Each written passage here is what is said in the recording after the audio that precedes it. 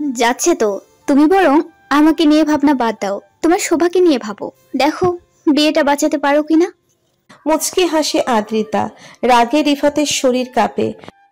আদ্রিতা বলেই হেসে দিল রিফাত। বেশি উড়িস না বোন আমার, আমাকে এখনো চিনিসনি তুই। আমি কে সেটা ভুলে যাস না। গতবার শোভা একা ছিল, এবার আমি আছি ওর সাথে। তোর সত্যি সবার সামনে আনবো, দেখিনিস। ও বাবা, ভয় পেলাম তো। ভাইয়া তুমি পারো। এসব জোকস বলে হাসানোর কোনো মানে আছে? দেখো ভাবো বসে বসে কিভাবে আমাকে শাস্তি দেবে ভাবো। আদ্রিতা হাসতে হাসতে চলে গেল। রিফাত মেজাজ হারিয়ে টেবিলে খুশি মারে। প্রচন্ড ব্যথা পেয়ে কুকিয়ে উঠল। নীল হয়ে গেছে হাত। নীলছে হাতের দিকে তাকিয়ে রইল রিফাত। হাসলো ঠোঁট বাঁকিয়ে। ওভার কনফিডেন্স মানেই ভুল। আদ্রিতা ভুল করবে, অবশ্যই করবে। এখন শুধু অপেক্ষার পালা, ভুল হওয়ার অপেক্ষা। সেদিন ওভাবে ফিরে যাওয়ার পর থেকে রিফাতের খবর নেই। ফোন দেয় না, কথা বলে না। আজ বৃহস্পতিবার দেখে সারাদিন অপেক্ষা করলো রিফাতের ফোনের। বিকেলে ক্লাস শেষে ফেরার পথে মনটা ভীষণ খারাপ হলো শোভার। প্রায় সবাই আজ বাইরে যাচ্ছে। জ্যোতি আর কণা যাবে বাসায়। শোভার ভীষণ একা লাগে। রিফাত কি আসবে না আজ? আদ্রিতাকে শেষমেশ ওকে ভুল বোঝালো বাকি সবার মতো। হোস্টেলের দিকে ঘুরতেই ফোন বাজে। ব্যাগ থেকে ফোনটা বের করতে মুখে হাসি ফুটল শোভার। রিসিভ করতেই রিফাতের কণ্ঠ কানে এলো। তাড়াতাড়ি কেটে এসো, আমি দাঁড়িয়ে আছি। আসছি। বলেই নিজেকে দেখলো। আজ একদম সিম্পল হয়ে বেরিয়েছিল। ভেবেছিল অন্য দিনের মতো হলে ফিরে ফ্রেশ হয়ে বের হবে, কিন্তু রিফাত যেভাবে তাড়া দিল তাতে আজ হলে যাওয়া সম্ভব হবে না। তাছাড়া ওরও তর সইছে না। রিফাতকে দেখার তৃষ্ণা প্রবল হলো। মনে হচ্ছে কয়েক যুগ দেখে না রিফাতকে, অথচ একটা সপ্তাহ হয়নি এখনো। তবে কি রিফাতকে ভালোবাসতে শুরু করেছে মন? লাজে গাল রঙিন হলো। শোভা নিজেকে শাসন করে, তবুও ক্ষণে ক্ষণে রিফাতকে ভাবে। পা আপনাতেই জোরে চলতে শুরু করে। মন খারাপ করে বসেছিল রিফাত। শোভাকে দেখতেই চেহারা উজ্জ্বল হলো। শোভার চেহারার খুশি হুট করে নিভে গেল। ছেলেটা সম্ভবত কোনো দুশ্চিন্তায় আছে। আদ্রিতা কিছু করেছে কি? রিফাতের দুশ্চিন্তা কি ওকে নিয়ে? পায়ে পায়ে সামনে এগিয়ে গেল। আমি ভেবেছি আজ আপনি আসবেন না। কেন আসবো না কেন? এমনিতেই কদিন তোমার সাথে কথা হয়নি, মনটা খুব ছটফট করেছিল। শোভার রঙিন গালের দিকে মুগ্ধ নয়নে তাকিয়ে রইল রিফাত। মেয়েটা লজ্জা পেলে কি দারুণ লাগে দেখতে। তুমি আমাকে মিস করেছো? শোভা মাথা নাড়তেই রিফাতের মুখ গম্ভীর। আসলে মিস করোনি, মিস করলে তো আমাকে ফোন দিতে। শোভার মুখে আধার নামে। আমি ভাবলাম আপনি ব্যস্ত থাকবেন, তাই বিরক্ত করি না। তাছাড়া আদ্রিতাকে নিয়ে নিশ্চয়ই ঝামেলায় ছিলেন, না হলে আপনি নিজেই ফোন করতেন আমাকে। হঠাৎ যেন কিছু একটা মনে হয়েছে, এমন ভাবে তাড়া দেয় রিফাত।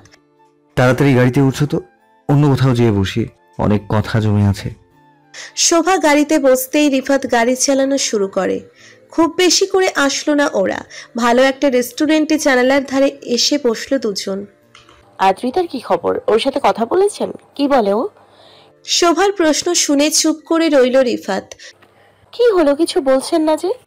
কি বলবো? আচ্ছা, আদ্রিতা কি সবসময় এরকমই, মানে এমনই চতুর? তোমার সাথে ওর ফ্রেন্ডশিপ কি করে হলো? শোভা হাসলো। ছোটবেলা থেকে একসাথে পড়ালেখা করেছি। আদ্রিতা সবসময় একটু চতুর। নিজেকে বাঁচাতে মিথ্যা বলা, লুকিয়ে চুরিয়ে ছেলেদের সাথে কথা বলা, পরীক্ষায় পাশের জনেরটা দেখে লেখা সবই করতে দেখেছি ওকে।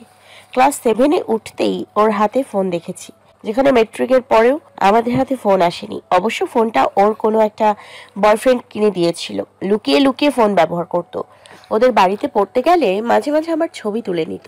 তখনও জানতাম না আমার ছবিগুলো ও কি কাজে ব্যবহার করে, কারণ ওরকম কুটিল ভাবনা আমাদের মাথায় আসা সম্ভব না। অথচ ওর ভাবনা ওই সময় অতটা জটিল ছিল। আমি কয়েকবার ভেবেছি ওর সাথে আর মিশবো না, কিন্তু নিজের সিদ্ধান্তে অটল থাকতে পারিনি। ও যখনই আমার মনের ইচ্ছে বুঝতো তখনই আমাদের বাড়িতে এসে আমার হাতে পায়ে ধরতো, নানাভাবে ইমোশনাল ব্ল্যাকমেল করতো। চাইলেও ওর সাথে যোগাযোগ বন্ধ করার উপায় ছিল না। রিফাত হতভম্ব হয়ে তাকিয়ে রইল। ওর মতো মেয়ে এতটা ভদ্র হয়ে আছে কি করে বলো তো? গত 3 বছর ধরে লক্ষ্মী মেয়ে সেজে অভিনয় করছে। শোভা হাসলো। ওকে যতটুকু চিনি ওর পক্ষে কিছু না করে থাকা সম্ভব না। ও নিশ্চয়ই কারোর সাথে কিছু না কিছু করছে। আপনারা হয়তো সেভাবে নজর রাখেননি, তাই জানেন না। ওর ফোনটা চেক করে দেখেন কোনোভাবে। Are you sure? 100%। ও আমার কথা কি বলেছে? বিয়ে ভেঙে ফেলার হুমকি দিয়েছে নির্ঘাত। রিফাত অবাক হয়ে বলে, তুমি জানলে কিভাবে? ও কোনোভাবেই চাইবে না আমার কাছাকাছি থাকতে। আপনার বউ হয়ে গেলে ওর সাধু সেজে থাকাটা খুব সহজ হবে না। অবভিয়াসলি আমাকে দূর করতে চাইবে। রিফাত মন খারাপ করে বলল, ও মাকে উল্টাপাল্টা কি বলেছে জানি না। মা এখন তোমাকে সহ্য করতে পারছে না। আমাদের বিয়েটার ভবিষ্যৎ কি হবে জানি না। শোভা দীর্ঘশ্বাস ফেলে। ও জানতো এমন কিছুই হবে। আদ্রিতা আছে আর ওর জীবনে ঝামেলা হবে না, এমনটা হতেই পারে না। আন্টি যদি আদ্রিতার সাথে আপনার বিয়ের কথা বলে আমি তাতেও অবাক হব না। আর বিয়ে নিয়ে আমি আগাগোড়াই আশাবাদী ছিলাম না। কে চাইবে এমন মেয়েকে বউ বানাতে যে মেয়ের এমন হিস্ট্রি আছে? যা কি সব বলছো?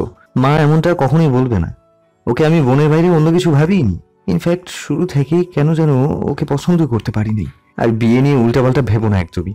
আমাদের বিয়ে হবে, অবশ্যই হবে। পরিবার রাজি না হলে আমরা পালিয়ে যাব। পাগল হয়েছেন?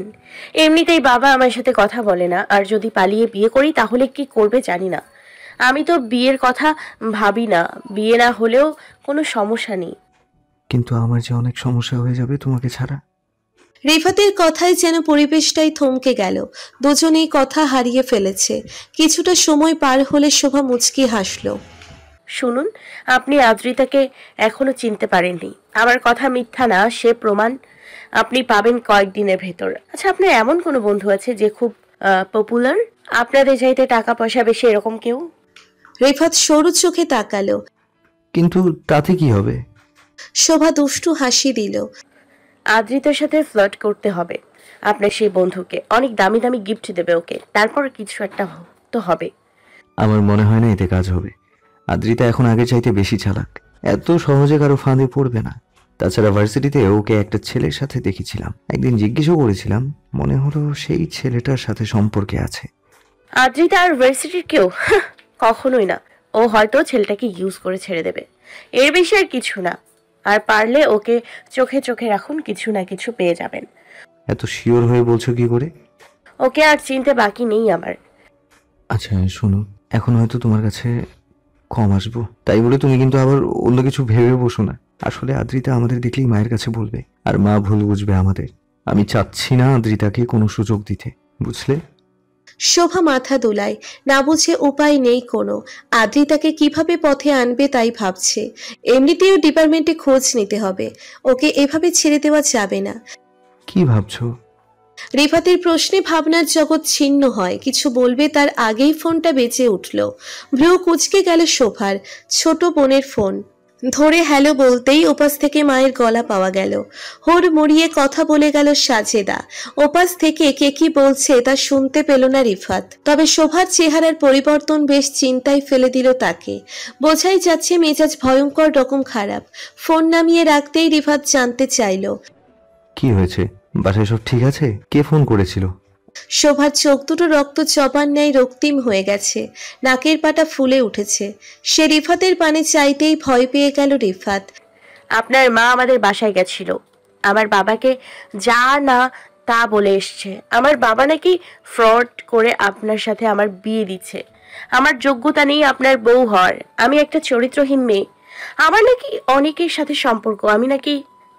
বলতে বলতে দুহাতে মুখ ঢেকে ঝরঝর করে কেঁদে দেয় শোভা। রিফাত অসহায় দৃষ্টি নিয়ে তাকিয়ে আছে। কি বলবে বুঝতে পারছে না। মা হঠাৎ এমন কাজ কেন করলো? শোভা প্লিজ কেঁদো না। আমি বুঝতে পারছি না মা এমন কিছু কেন করলো। আমি সত্যি জানি না মা এমন কিছু করতে পারে, ধারণাও করতে পারছি না। শোভা, হ্যাঁ শোভা, কান্না বন্ধ করো প্লিজ। শোভা আরো কিছুক্ষণ কাঁদলো, তারপর মুখ মুছে নিল। আপনি চলে যান, আর আসবেন না। এই বিয়ে হবে না আর।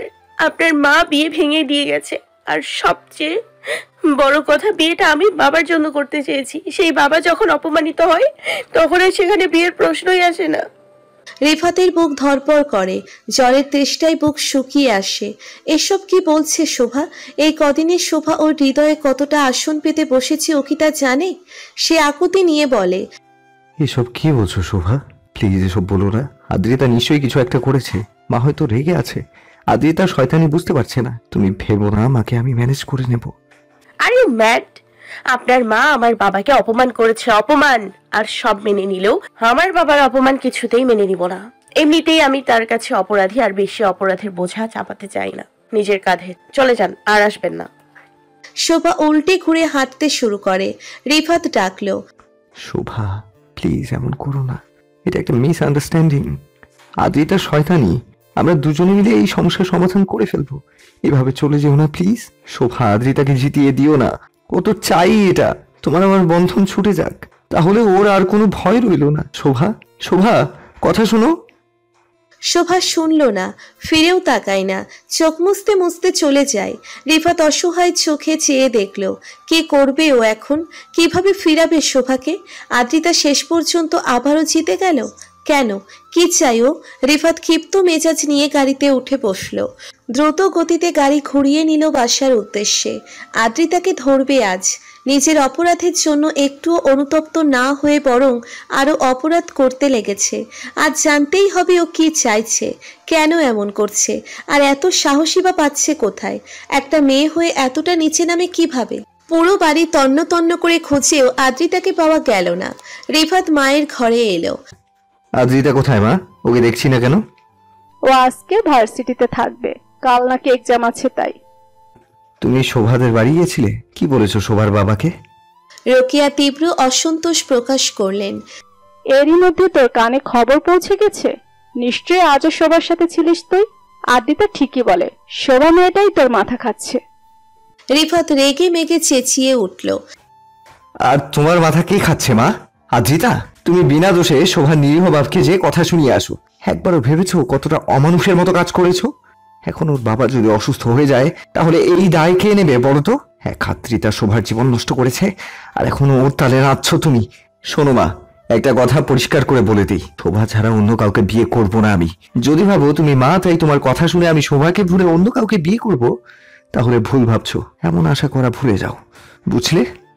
রিফাত যেভাবে এসেছিল সেভাবেই ফিরে গেল। ওর মাথাটা দপদপ করছে। বেশ বুঝতে পারছে এই আদ্রিতা ইচ্ছে করে এমন লুকোচুরি খেলছে ওর সাথে। ঘরে এসে মাথায় হাত দিয়ে বসে যায়। কি করবে এখন? এভাবে কতদিন চলবে? কিছু বুঝতে পারছে না। কোনো বন্ধুকে বলবে সে উপায়ও নেই। হঠাৎ করে জেনে ওরা হয়তো সহযোগিতার বদলে উল্টো রিয়াক্ট করবে। এর মধ্যে আজ শোভা ও সম্পর্ক ছিন্ন করলো। ওকেই বা দোষ কি দেবে? মেয়েটাও নিরুপায় হয়ে গেছে। একজন মানুষ কতগুলো জীবন নিয়ে খেলছে। হাঁসফাঁস লাগছে রিফাতের। মাথাটা ফাঁকা লাগে হয়ে গেছে। পানি ছেড়ে শাওয়ারের নিচে দাঁড়িয়ে রইল। শোভা বাসায় যায় না বহুদিন, ইচ্ছে করলেও যায় না। খবরটা শোনার পর থেকে ইচ্ছেটুকুও গায়েব হয়ে গেছে। বাবার মুখোমুখি হওয়ার না ইচ্ছে আছে না সাহস। এই মানুষটা বারবার তার কারণে ছোট হচ্ছে, লোকের সামনে মাথা নত করতে হচ্ছে। অথচ এসব তার বিন্দুমাত্র দোষ নেই। না বাবার জন্য কিছু করার উপায় আছে। নিজেকে খুব হেল্পলেস লাগছে তার। এতটা নিরুপায় হয়ে থাকতে থাকতে দমবন্ধ লাগে শোভার। একা কামরায় হাউমাউ করে কাঁদে শোভা। জীবনটা তাকে নিয়ে এত খেলছে কেন? কি দোষ তার? আদ্রিতাকে বিশ্বাস করে ঠকেছে, তাই বলে বারবার আদ্রিতাই কেন জিতে যাবে? কেন শোভাকেই ছোট হতে হবে? সারা রাত অনেক ভেবেছে সে। আদ্রিতার করা কাজ, তার পালিয়ে যাওয়া, তারপর কোইন্সিডেন্টলি একই ইউনিভার্সিটিতে পড়া, সবকিছু নিয়ে ভেবেছে। ভেবেছে আর কেঁদেছে, যেমনটা গত 3 বছরে অসংখ্য বার হয়েছে। 3 বছর ধরে মনে মনে আদ্রিতাকে খুঁজেছে সে। ওকে পেলে কি করবে তা ভাবেনি, কিন্তু খুঁজেছে। এখন যখন ওকে পেয়েছে তখনও বুঝতে পারছে না কি করবে। আদ্রিতাকে ওর কর্মের সাজা দিতে চায়, কিন্তু কিভাবে দেবে? উপায় কিছু আছে কি? অন্য কারো হেল্প নেবে সেই উপায় নেই। কারো হেল্প চাইলে তাকে নিজের পুরনো কাহিনী বলতে হবে। সে জানে কেউ সহজে বিশ্বাস করবে না ওকে, উল্টে হিতে বিপরীত হতে পারে। সকলে ওকেই অবিশ্বাস করবে, কারণ জগৎটা যা দেখে তাই বিশ্বাস করে। আর দেখার হিসেবে শোভা দায়ী। সকলের কাছে কৈফিয়ত দিতে দিতে ক্লান্ত হয়ে গেছে শোভা। নতুন করে কৈফিয়ত দেওয়ার সাহস নেই আর। কিন্তু একা একা কি করবে, কি করতে পারে? ক্লান্ত বিধ্বস্ত শোভা সকালে হেঁটে হেঁটে ক্লাসে যায়। আকাশ পাতাল ভাবনার মধ্যেই মাথায় প্রশ্নটা এলো, কেন আদ্রিতা যেখানে পড়ে সেখানেই ভর্তি হলো সে? বিধাতা কেন আদ্রিতার সাথে তার দেখা করিয়ে দিল? কি চান তিনি? উদ্দেশ্য কি তার? উত্তরটা পেয়ে গেল তৎক্ষণাৎ। আদ্রিতাকে সাজা দেওয়ার সুযোগ দিয়েছে ঈশ্বর, যেন অপরাধীকে সামনে দিয়ে উপরওয়ালা বলছে, এবার তুমি বুদ্ধি করে তার শাস্তি নির্ধারণ করো, যেমন তোমার মর্জি। শোভা হাসল। আসলেই তো, এভাবে কেন ভাবেনি আগে?